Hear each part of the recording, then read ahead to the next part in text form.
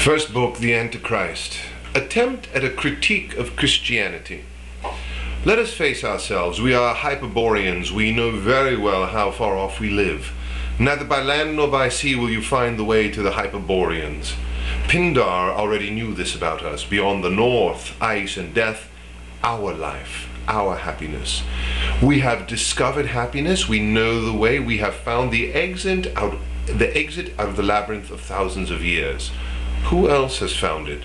Modern man, perhaps? I have got lost. I am everything that has got lost, sighs modern man.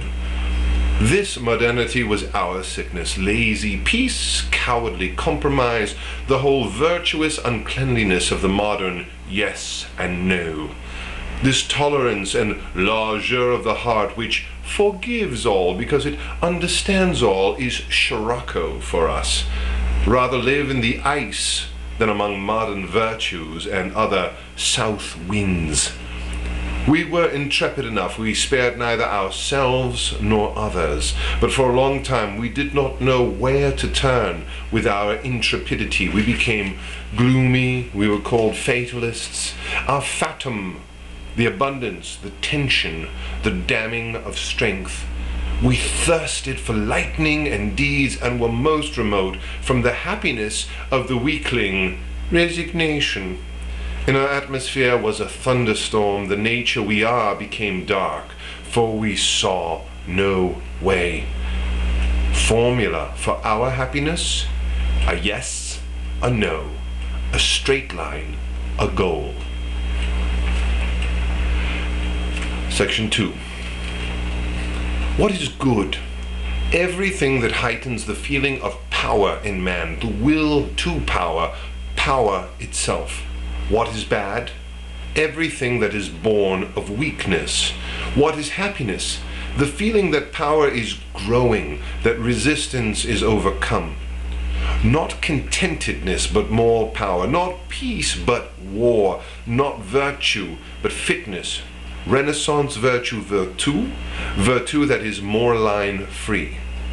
The weak and the failures shall perish.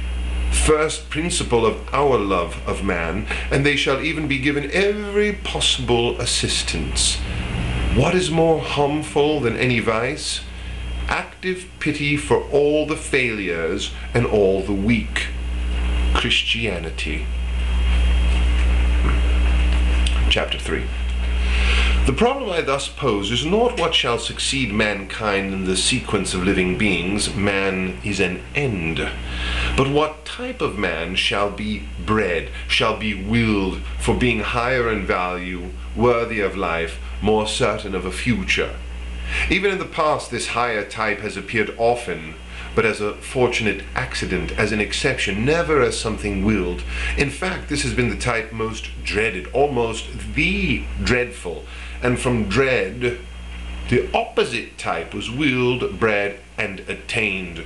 The domestic animal, the herd animal, the sick human animal, the Christian. Chapter 4. Mankind does not represent a development towards something better or stronger or higher in the sense accepted today. Progress is merely a modern idea that is a false idea. The European of today is vastly inferior in value to the European of the Renaissance. Further development is altogether not according to any necessity in the direction of elevation, enhancement, or strength.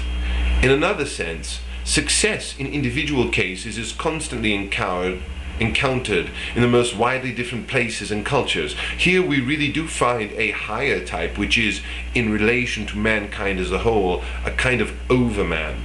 Such fortunate accidents of great success have always been possible and will, perhaps, always be possible, and even whole families, tribes, or peoples may occasionally represent such a bullseye.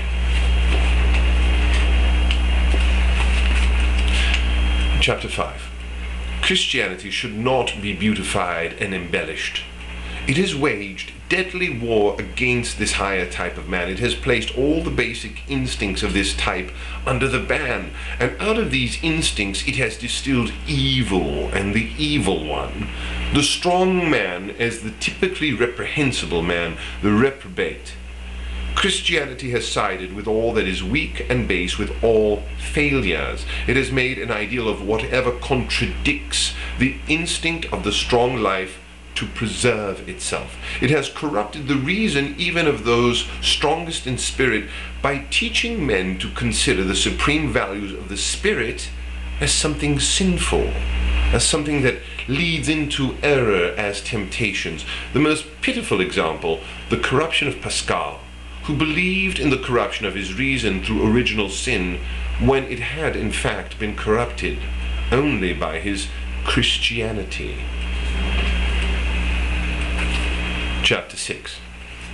It is a painful, horrible spectacle that has dawned on me. I've drawn back the curtain from the corruption of man. In my mouth, this word is at least free from one suspicion, that it might involve a moral accusation of man. It is meant, let me emphasize this once more, moral line free. So much so that I experience this corruption most strongly precisely where men have so far aspired most deliberately to virtue and godliness. I understand corruption, as you will guess, in the sense of decadence. It is my contention that all the values in which mankind now sums up its supreme desiderata are decadence values. I call an animal, a species, or an individual corrupt when it loses its instincts, when it chooses, when it prefers what is disadvantageous for it. A history of lofty sentiments of the ideals of mankind, and it is possible that I shall have to write it, would almost explain too why man is so corrupt. Life itself is, to my mind, the instinct for growth, for durability, for an accumulation of forces, for power. Where the will to power is lacking, there is decline. It is my contention that all the supreme values of mankind lack this will, that the values which are symptomatic of decline, nihilistic values, are lording it under the holiest names.